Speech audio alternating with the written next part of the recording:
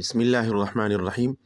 حضرات علماء کرام، ائمه کرام، السلام علیکم ورحمت الله وبرکاته. محترم څنګه تاسو ته معلومه ده زموږ د علاقه خاص طور باندې پېښور مضافات د ډینګي بخار د وبا نه سخت متاثر دي. ټولو په خدمت کې درخواست دی چې خصوصي دعاګانو اهتمام وشي.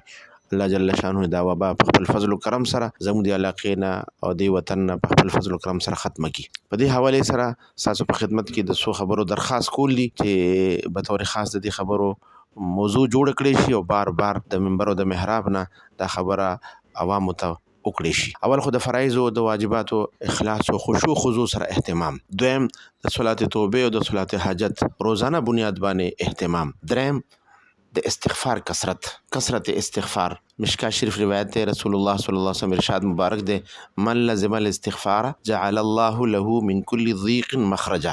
چا چې استغفار ځان باندې لازم کو الله جل شانه د هر مشکل نه د هر تنګیا نه دته ازادي ورکی ومن كل هم فرجا او د هر پریشانه نه بدته الله خلاصې ورکی ورزقه من حيث لا يحتسب او داسې زینب ورته رزق ورکی چې ګمان به هم نه. کثرت استغفار تلقین وشي.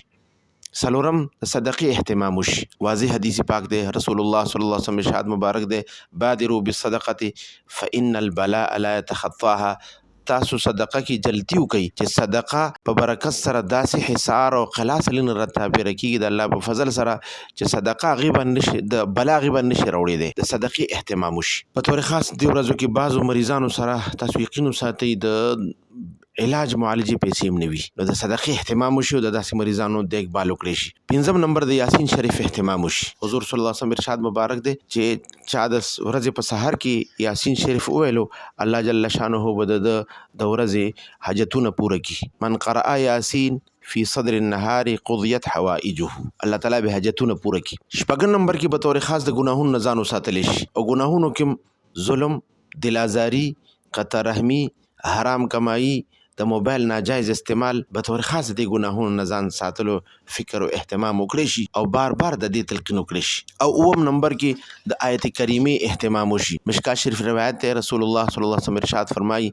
دعوة ذی النون اذا دعا ربه وهو في بطن الحوت لا اله الا انت سبحانك اني كنت من الظالمين لم يدعو بها رجل مسلم في شيء الا استجاب له. کم یو بنده مومن دې کلماتو سره دعا وکړه الله تعالی د دعا قبول کړه الله به قبلي. به طور خاص مزګزار وتا بار بار د تلقین وکړي شي او د دې آیت کریمه د کثرت وید په کورونو کې هم اهتمام وشي. الله جل شانه د خپل فضل او کرم سره دا وبا د علاقې نه ختمه کی او الله جل شانه ټول ته صحت او عافیت ولا جن را نصیب کی او الله دې تاسو راضي شي.